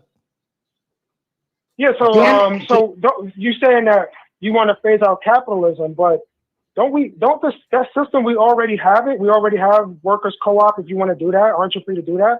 But if you're a capitalist and you don't want to do that, then that's fine too. Yeah, I mean, you can have a workers co-op in the United States. It's more built on the incentives. What are the incentives? Is the incentives built around workers co-ops or not? And they're really not. But that's fine. You can still do it. Yeah, I mean, I think more companies should do it. More companies should do workers co-ops. But it all just depends on what their incentives are. If they're gonna make a lot more money not being a co-op, then that's not what they're gonna do. Because capitalism is more built towards maximizing the profit, maximizing your money, no matter what. And that's the main issue that I have with it: profit over people. That's what capitalism requires you to do. I don't agree with that. Yeah, but in order to, I mean, if you want the whole country to be like, I guess like, so you're not against capitalism per se. You just want, because you would need some kind of government enforcement to enforce these, because some of the definitions of, when I think of the seize of the means of production, I think of the government coming in and seizing the corporations. That's not necessarily true. That's government seizing corporations is more of like a authoritarian thing. No one's pushing for authoritarianism. Now, I do think that that a lot of some companies or some industries need to be nationalized. Sure, I think the energy industry needs to be nationalized. They should be like, their profit should be like, I don't know if you've heard of state-owned enterprise, right? Yeah, I don't know too much about it, but I heard of it. Yeah, state-owned enterprise is basically that the company is a government company. Basically, the government that company is owned by the government. It's ran for profit, but all of that budget and that money is considered part of the government budget. Essentially, you see what I'm saying? Like over in the Scandinavian countries, I think Norway, they have oil over there. Their oil company is basically a state-owned enterprise, meaning that all the profits that company makes is part of the government budget. I think a lot more of that needs to happen here in America, especially for our energy, defense, telecommunications. All those should be healthcare. All those should be state-owned enterprises instead of the owned by private industry. Well, Giovanni Gentile, because he when you read his, he's the father of the word fascism. He said that fascism is socialism in its purest form. Do you agree with him? Fascism is socialism in its purest form. Who said that? Giovanni Gentile.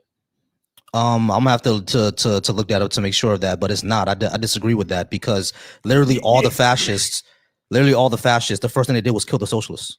That's the first thing they did.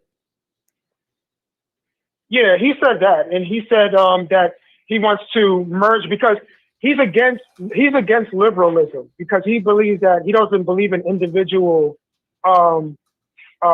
freedom and stuff like that because he believed that the individual making profits for himself is immoral, and he believed that the labor of the people belongs to the state. He believed that people should do things for the greater good of society and not for the greater good of themselves. So he was very against like liberalism, and he now I don't know if he was a full-on socialist, but that's what his thing was. He believed that the state was the spirit, was not only for the greater good of the finances, but you should look to the state as almost like a sort of like a god, almost sort of like So you disagree with like he was an authoritarian then. Like he was an authoritarian. Yeah, socialists aren't authoritarians. Yeah, but a lot of these countries that call themselves socialist, they end up turning into authoritarian like states. Like North Korea. Does that happen in capitalism too? Which ones? Chile. Well, America? I know. Well, let's look at the capitalist thing. Like Singapore is very capitalist. They're very prosperous. You know, they're very rich, a very, very rich country. Now they do got like strict laws here and there, but I don't think the United States is like Singapore is like authoritarian, or the United States. I'm not sure if they're authoritarian. I mean, that's what our current president is trying to make it, essentially. Like he's been trying to jail people for speaking out against Israel. He says that no one should speak out against him. It should be in jail. He's tried to violate the 14th Amendment multiple times. So and not only that, he can fire anybody that he wants. That works for the federal government just because he's president. You know what I'm saying? So like, he can't be even investigated. But that's a problem, don't you think? You don't think that's a problem that the president can fire people who investigate him? I mean, he has that. The government, the Constitution gives him that power, right? I mean, it doesn't. Isn't he head of the executive branch? He's head of the attorney general. Yeah, he can fire him. Right, he's head of the executive branch. He can fire the He can't just fire the attorney general at will. There needs to be a reason. There has to be a process for him to fire the attorney general because you're going to run into a big problem. Let's say that the government, I mean the president, actually does commit a serious crime. The one who is going to investigate him is the attorney general. If he can fire that person at will, that means that the president is unstoppable. Do you want something like that? No, because it won't go to the Supreme Court? No, it wouldn't. The Supreme Court decided just recently that the president can do that. Well, if the president can appoint, if the president steals a Snicker bar, right, and the attorney general says, you know, I want to arrest this guy, right? Of course, the president can fire the attorney general. Now, I don't know what his reasons will be for firing him, but if he has a good enough reason, then he can fire the attorney general. Do you not see the issue with that, though? Yeah, but how do you get around that? You get around that by checking the president, saying that the president cannot do that. That's what happened back in. Hold on. That's what happened back in the 1980s under Ronald Reagan. Ronald Reagan was being investigated for embezzling funds, not embezzling, but misappropriating funds, which is illegal. A president cannot do that. If a fund is supposed to be going somewhere, it's supposed to go there. Ronald Reagan was misappropriating funds. He tried to fire the attorney general who was investigating that. Right? It went to the Supreme Court, and the Supreme Court told him that no, you cannot do that.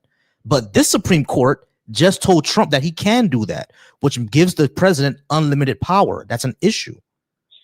So if the Supreme Court, yeah, but the Supreme Court is the highest court. If the Supreme Court says that the president can do that, then he can do that. Isn't this right? This is a democracy. I understand. I understand that.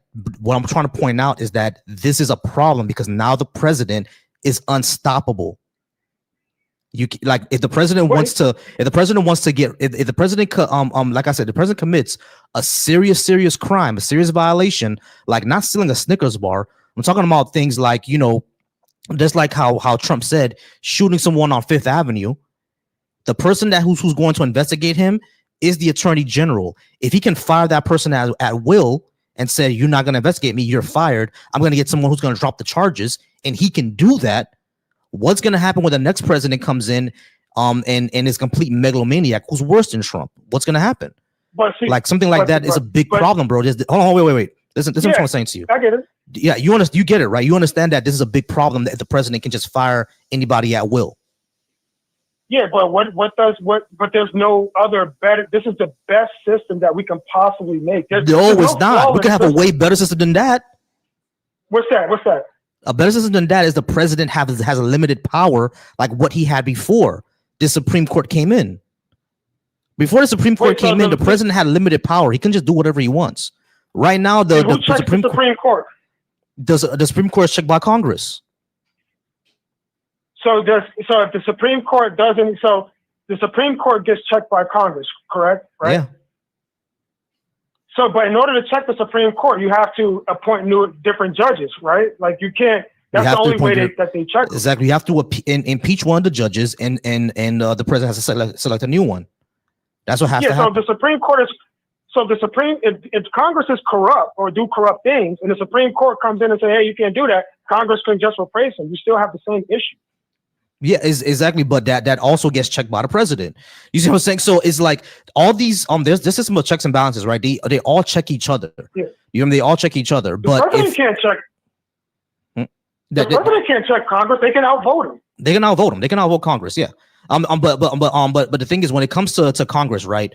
You're never gonna get into a situation where Congress passes an unconstitutional law. And then so the Supreme Court says that, you know, you can't pass that, and they just try to replace. They're not going to 100% agree with that.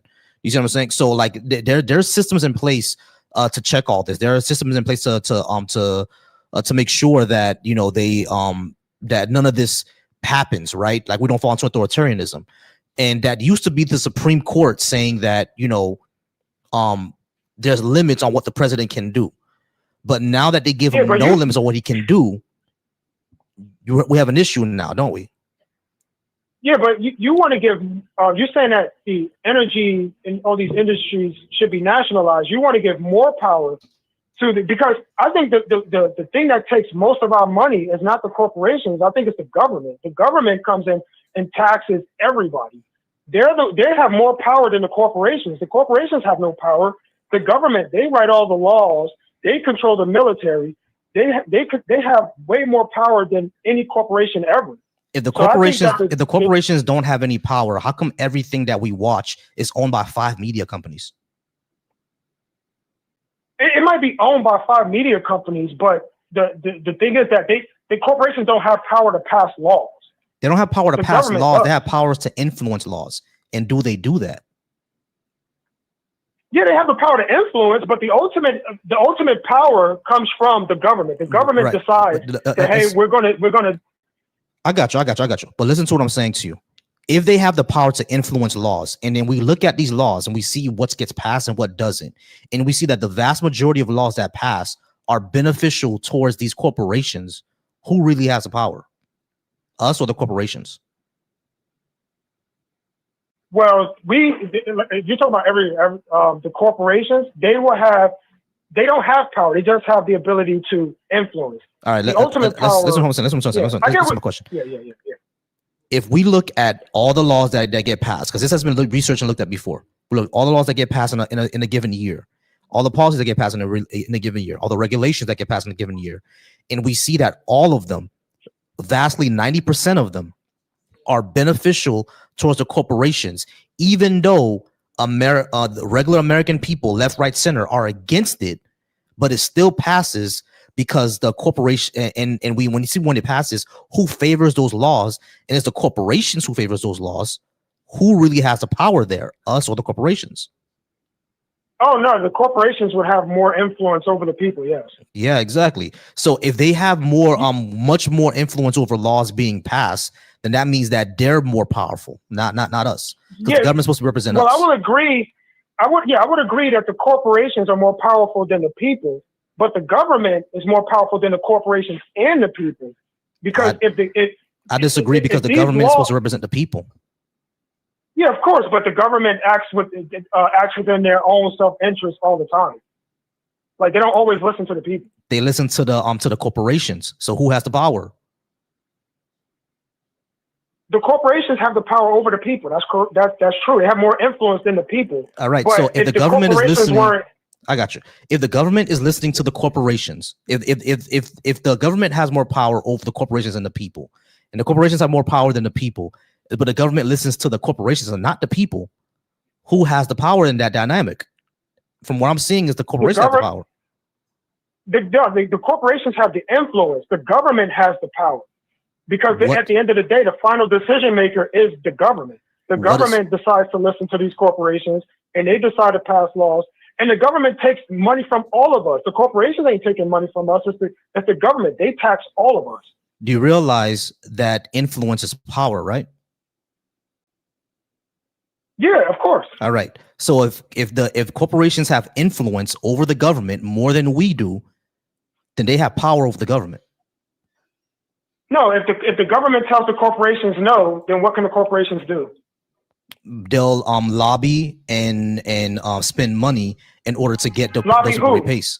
They'll lobby other government workers, other government workers, or they'll put out propaganda like they do all the time and have us vote another way. Yeah, but if the government wasn't, if all the government employees didn't listen to the corporations, the corporations have nothing. No, I agree with that. We should have a government that works for us. I 100% agree with that. But what I'm talking about, the issue that I have is that money in politics, because we all know that the love of money is the root of all evil, right? Like you would agree with that. But the the money in politics, the type of undue monetary influence that the corporations have has to be put in check, because this is always going to happen when you have such a well-funded machine. You see what I mean? Yeah, but how does socialism fix that issue? Socialism fixes that issue by checking that. Like for example, the bill that allows corporations to spend an unlimited amount of money on lobbying, an unlimited amount of money on elections and influence, that will be completely taken away. Like you can't spend that money on elections or influence. You have to work for the people instead of trying to influence our laws. Nobody in Congress is going to pass that bill. Yeah, I know. They're going to lobby against. They're going to lobby against that bill that you're trying to pass. So yeah, agreed. So that solution that you come up with is a fantasy.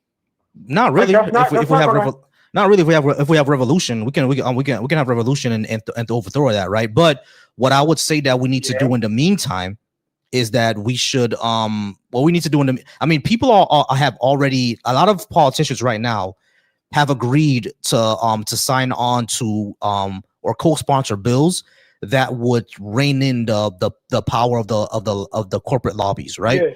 So a lot of them, we have to go ahead and keep pushing for that, right? Keep pushing for that. Keep pushing for politicians. Keep voting in politicians that would do some things like this. And we've been seeing success. Yeah, I mean, in Congress, there's representatives going into Congress right now who are people who are co-sponsoring these bills to ban stock trading for politicians, to rein in the power of the lobbies. So we're getting things done. It's slow, but we are going to go ahead and get things done. But I think we need to put more people in positions of power in order that agree with us to rein in these type of corporations. Now, like how you said, that people are going to lobby against it. Of course, they're going to spend all that money to lobby against these politicians winning. But what we've been seeing over the past, I think, few months especially up in New York with Zohar Mamdani, is that it's not working anymore. Yeah, I mean, the people are waking up and being more on our side. So that gives me a little bit of hope. I mean, but like a lot of people, what's going to happen is a lot of these government things, like Spain, for example, the people are protesting against Sanchez in Spain because they don't like socialism. I mean, Spain has a 10.10 unemployment rate because of all of the goodies and all of the handouts that the government politicians over there offer to people. Like they offer these people ridiculous stuff, like ridiculous. It was a maternity leave. If you want to fire somebody, it's expensive. That's why they just keep the people. If you want to, they get these really super long vacations. It's like in Spain, people spend more time on vacation than going to work. And it's the same thing happening in Germany too. Germany, their economy, they got high unemployment, especially for young people. It's like 50. I think it's like 20-something%. It's like crazy. Like they don't want to hire people because the regulations and taxes are too high. That's the problem. I mean, the thing is, when it comes to Spain, right? A lot of these issues are not just socialism and goodies. It's because of what they rely on, how their economy is structured. It's not just you can't really fire a worker easily, which is a good thing. It's really that a lot of their workers are like short-term contractors, which becomes a problem. A lot of their economy depends on seasonal industries like tourism, which is a problem. A lot of them are basically like smaller firms. They're not larger firms. They don't have a lot of that going on. Like there's a lot of like now of course there's like what you said before, right? A lot of that can cause some rigidity in the market, but it's more than just they get a bunch of goodies. Therefore, that's why. Yeah. No, I know it's like I know it's not just that thing. Like my job, like we have these old guys, but they're unionized. Like they've been in a union. And they work very, very slow. A lot of them are sick, and like when they come to work, like our job, we can't get rid of them because they're locked in. So they get paid like $40-something an hour, and you can't like imagine that you're forced to keep these people. Like you can't get rid of them, and if you do want to get rid of them in some of these countries, you have to pay a really high severance package, and some companies don't want to do that neither. So they just go, well, they either don't hire or they just, instead of firing them, they keep these people. But it causes a lot of money. No, I agree. That's a structural issue that needs that can be repaired. I don't disagree with that. We have to have a system where people can retire or unproductive workers are not just kept on the clock just because they're unionized. I 100% agree with that, because we have the same issue with police, with union police, right? They will protect, police officers who have a huge record of racial abuse, and the union will protect them. So yeah, I get that. Yeah. There's an issue there where unions protect unproductive and bad workers. Do we have to have a way to reform that? No, I don't think anyone disagrees with that. Even a lot of leftists and socialists would say that, yeah, we have to be careful of that type of union capture. You know what I mean? So we're aligned on that. Like that's not an issue. I think where we're disaligned is like what policies are best to help our society out and help the average person, help the average worker. And I think more of these policies, such as having universal health care, a more unionized workplace, living wage tied to your area, parental leave, things like that, those would increase the living standards of the country. Of course, you have to apply it to your material conditions. You can't do everything, right? It has to be applied to the conditions of your country. But I think in America, we can do all these things pretty easily. We just don't have the political will to do it. Is Medicare and Medicaid, that's not universal health care, or is it like a different form, or what is it? No, Medicaid is not universal because Medicaid, number one, is ran by the states, and it depends heavily. Like me, I live in Florida. Here, if you're not a pregnant woman under 21 and disabled, you ain't getting a damn thing. Yeah, I mean, it doesn't matter if you're a homeless person on the street. If you're 45 and not disabled, you're not getting Medicaid. You know what I mean? You might not even get food stamps. You know what I'm saying? So it's not I wouldn't mind. Universal. like I wouldn't mind government help. That's like if you need help, like some sort of SNAP or welfare, that's fine. It's just I just don't want people to stay on it forever. I think it should be maybe a year or a year and a half period to where you get aid, and then you should be, if you're able-bodied, you should be looking for work. I know in the Scandinavian countries they have robust healthcare. You're correct. They have welfare, but they always pressure you to go back to work. Like they don't just give you the stuff and then they just be like, okay, well we'll give you the stuff and then that's it. Like I know some. Yeah, I think if you're able-bodied, you should be able to. Yeah. I get it. I think healthcare should be universal. To tell you the truth, like just make that universal, make it better for everybody. But as far as what happens in Scandinavia, what happens there is that a lot of it is earmarked, where you're not just going to get free money. You have to be going to school, or you have to be doing something for you to have that, or you have to have a child at home, stuff like that. There has to be some reason why you're getting it. They just don't give it to you just to give it to you. You know what I mean? Like it's not no questions asked. And I don't think that's a problem. We can easily do that here, right? Matter of fact, there was a pilot program into homeless individuals. There's a pilot program where I think it was either in California or Georgia. I forgot which one, but they essentially gave them $1,000 a month for I think 4 or 5 or 6 months, no questions asked, just $1,000. And what they found at the end of the pilot program is that the majority of them got off the street. The majority of them got jobs. The majority of them got stable. You know what I mean? So it turns out that it was in California. Someone just told me in my comments. It was in California.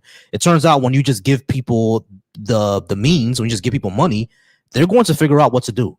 You see what I'm saying? They're like, most people do not want to be homeless on the street. That's not a thing.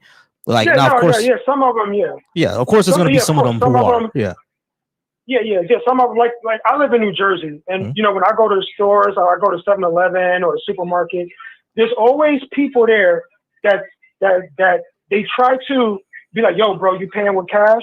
Here, pay with this card and give me the cash. It's a lot of that. That is a problem. Now, it's like you can't really regulate stuff like that because people gonna try and do what they do. But this happens almost every day. Every day when I go to the store, it's always somebody trying to either sell me their EBT cards or try to get cash and be like, here, man. Or if they do get EBT, they'll use the EBT to get food and stuff, and then they'll use their money to go to the smoke shop, buy liquor, buy, or drugs or whatever. I've seen that a lot. It's just an issue. I see it almost every day. Yeah. I get that. Sure. All right. So Andrew, I gotta go ahead and get out of here, and I do appreciate you.